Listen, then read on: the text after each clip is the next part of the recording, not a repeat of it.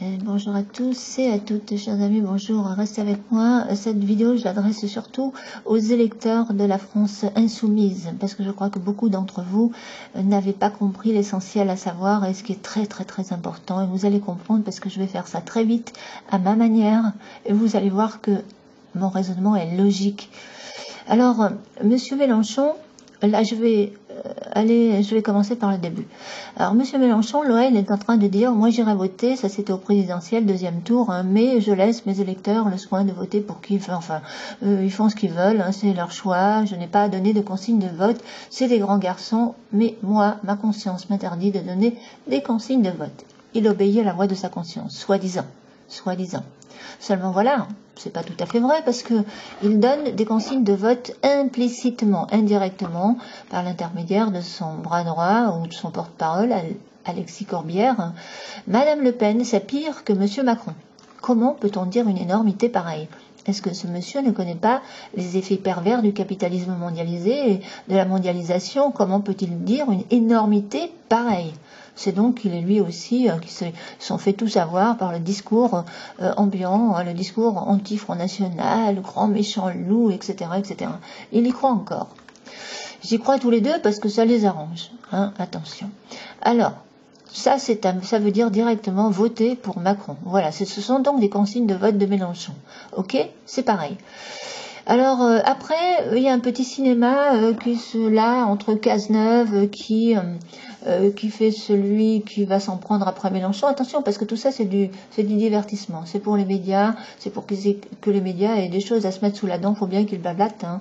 Les médias, vous comprenez, vous avez des centaines de médias, là ils sont tous à l'affût, et s'il se passe rien, ben, c'est embêtant pour eux. Donc, ils font du cinéma, divertissement. Cazeneuve va critiquer Mélenchon, pour son choix, hein, qu'il n'a pas donné de consigne de vote, mais en réalité ils sont très copains parce qu'ils sont francs-maçons tous les deux, c'est son frère. Hein, il faut bien comprendre que tous les deux sont francs-maçons. Cazeneuve est franc-maçon, ça c'est une certitude, Mélenchon aussi, bien qu'il prétend le contraire, mais j'ai jamais vu, est-ce que vous avez vu un document signé de la main de Jean-Luc Mélenchon qui dit qu'il ne fait plus partie de la franc-maçonnerie? Non, tant qu'on verra pas ça, eh bien il est toujours frère, il est lié par le serment qu'il a fait en jurant sur la Bible, oui, lui l'anticlérical laïque, jurer sur la Bible, paradoxe, quand il nous tient, je le répète, et avec le bandeau noir sur les yeux et le couteau sous la gorge. Autrement dit, si tu tiens pas ta parole, frère Mélenchon, voilà ce qui peut t'arriver. Et attention, ça va loin chez les francs-maçons, hein, ça rigole pas, hein, il y a des bouquins qui ont été écrits sur le sujet. Il y en a qui ont eu des problèmes, des sacrés problèmes. Ils lâchent pas l'affaire. Hein. Alors, non, il faut être conscient de ça. On est en train de se faire gouverner, vous savez par qui. Alors, donc, le petit cinéma, alors qu'est-ce qui se passe après? Alors il y a le Grand Orient qui s'en mêle, etc.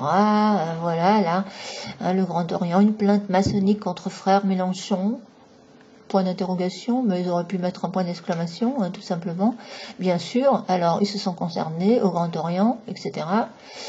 Et probablement que Monsieur Macron, et qu'est-ce que je dis, ça c'est le ministre de la Justice. Ah oui, attention, je vais y venir à lui, tiens, je vais y venir. Là, et donc forcément, Macron s'en est mêlé, parce que lui aussi, il est entouré de francs-mac, etc. Macron fait le show au Grand Orient. Donc, vous savez, ils travaillent tous ensemble, hein, ils travaillent. Mélenchon travaille pour la République en marche, soyez-en certains.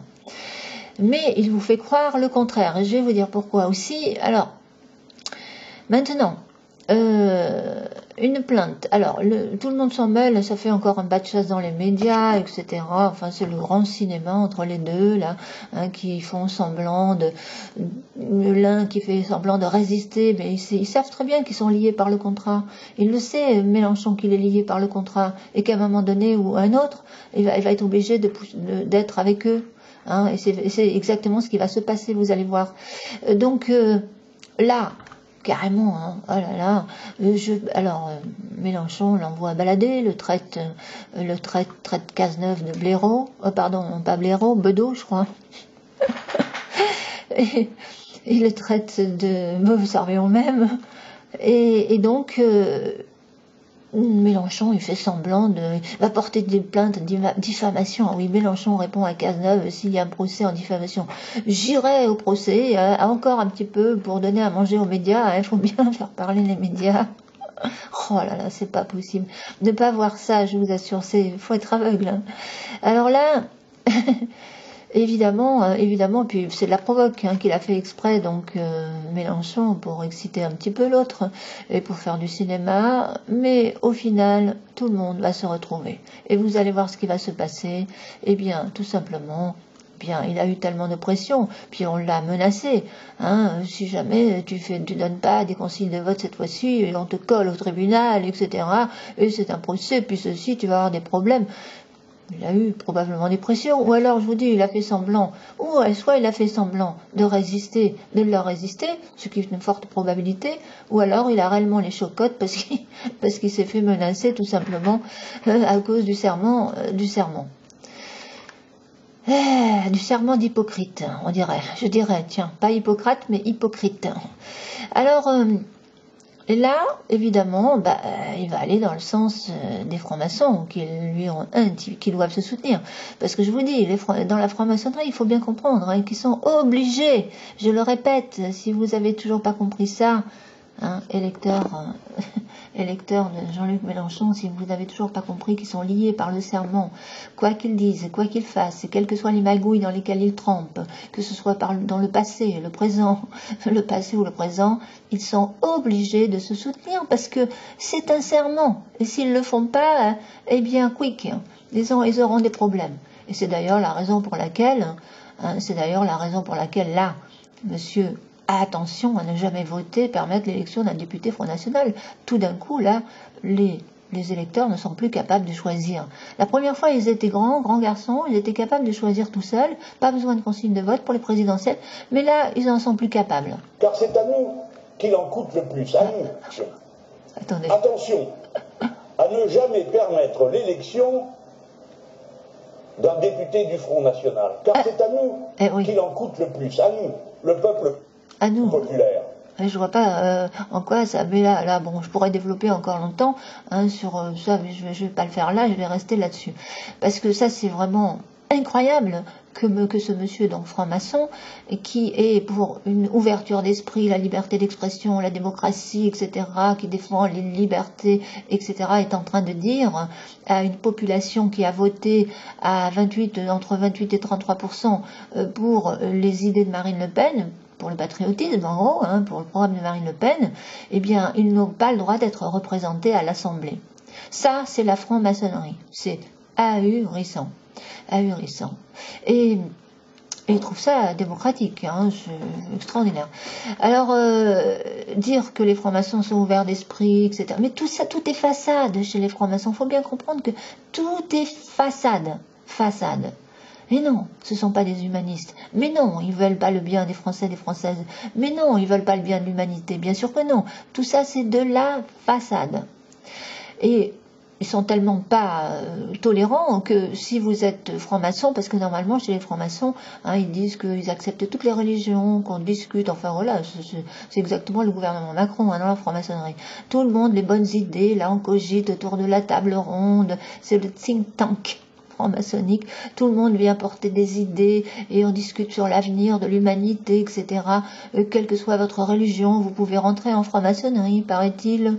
Seulement voilà, si vous êtes en franc-maçonnerie et que vous avez des idées patriotes, vous vous faites éjecter, tout simplement. Il y en a un du Front National, j'ai pas ouvert le lien là, mais vous le retrouverez facilement. Il était franc-maçon, il s'est fait... Il voulait rester dans la franc-maçonnerie tout en étant Front National. Ça n'a pas fonctionné. Il a été exclu de la franc-maçonnerie parce que il a rejoint le Front National. Donc ceux qui sont réellement au Front National, comme Collard et d'autres, ils ne sont plus francs-maçons.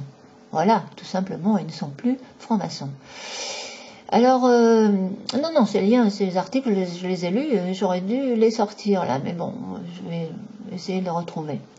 Alors là, pour moi, c'est vraiment clair et net. Maintenant, ils ont fait fort les francs-maçons là. Ils ont mis un mec franc-maçon, évidemment, ministre de la Justice, qui se traîne plein de casseroles et qui dit Ben moi, je veux être un ministre de la justice comme les autres, hein, je veux avoir ma liberté de parole, j'ai le droit de faire du off, hein, mais ça aussi c'est du cinéma.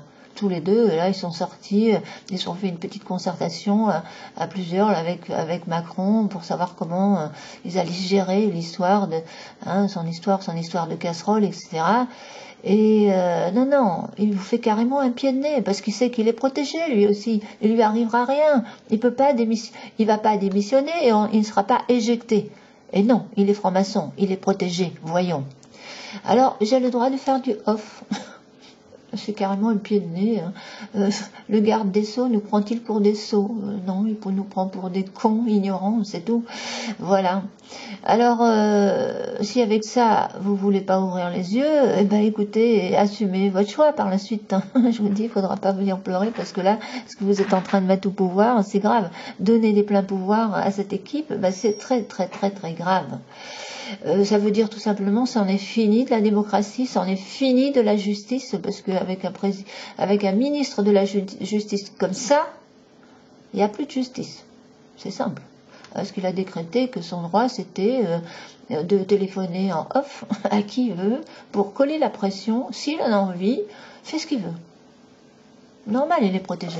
Alors, ils sortent tous les deux, là, vous regarderez les expressions d'Édouard Philippe et lui, là, quand ils sortent de leur entretien, là, pour discuter du cas Bayrou. Ah, tout est réglé, c'est pacifié, c'est des pécadilles, on va pas rester sur ces polémiquer longtemps sur ça, ça n'a pas très important, c'est le passé, hein, on a tous le droit à l'erreur, voilà, il se cache derrière, vous savez, l'affirmation, New Age, je dirais, on a tous le droit à l'erreur. Bientôt, ils vont nous faire croire qu'ils sont tous nés de nouveau, hein, des born again, nés de nouveau, tout propre, tout beau, hop. Allez, ceci dit, je m'arrête là. Je pense que c'est assez clair. Hein. Pour moi, c'est assez clair. Donc, je dis que M. Mélenchon, il joue le jeu, hein, c'est tout. Hein. Il est en train de bien vous mener en bateau, mais alors ils sont tous en train de bien vous mener en bateau. Et puis, d'ailleurs, c'est simple. Si vous regardez, par exemple, cette vidéo, là, au début, quand il dit que Macron... Tiens, regardez bien l'expression de ce monsieur au début, quand il dit que Macron a la majorité. Regardez. Les résultats nationaux montrent une très nette et incontestable avance ce soir du parti du président de la République. Il a l'air très satisfait. On dirait presque qu'il exprime un contentement, là. Ça se voit tout de suite. Vous savez, je vais vous dire, il faut être un peu observateur et un tout petit peu psychologue, et vous allez comprendre vraiment, je vous assure. Ce monsieur, il est en train de mener en bateau vraiment toute la France. Et ce qu'il propose, je vous assure, vous avez qu'à aller voir ce qui se passe en Grèce avec Alexis Tsipras. Eh bien, c'est exactement ça qu'il vous propose. Et vous voyez où elle en est la Grèce? Ce matin, ils en ont encore parlé à la radio de la Grèce. Ça va mal en Grèce. Il ne s'est rien passé avec un Alexis Tsipras. Il ne s'est rien passé du tout. Et ça sera pareil avec notre cher Jean-Luc Mélenchon, franc-maçon. Et voilà, c'est tout. Qui travaille pour toute l'équipe des francs-maçons. Voilà. Merci pour l'écoute. À bientôt.